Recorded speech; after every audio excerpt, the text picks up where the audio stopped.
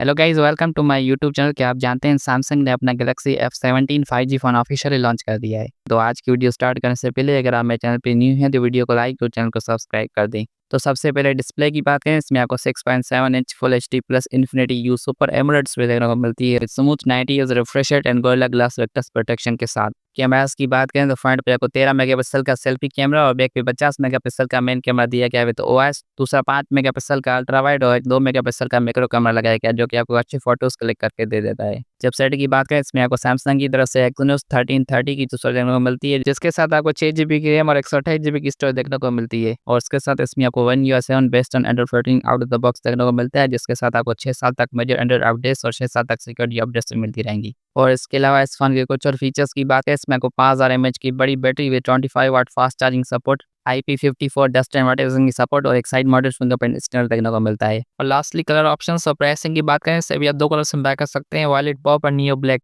जिसके base model 4 128 GB की price से स्टार्ट हो रही है 14,499 रुपीज़ से, और 6 128 GB की प्राइस लगेगी 15,999 rupees. That's all for now. Video पसंद आया तो लाइक और चैनल को सब्सक्राइब कर देना। Thank you.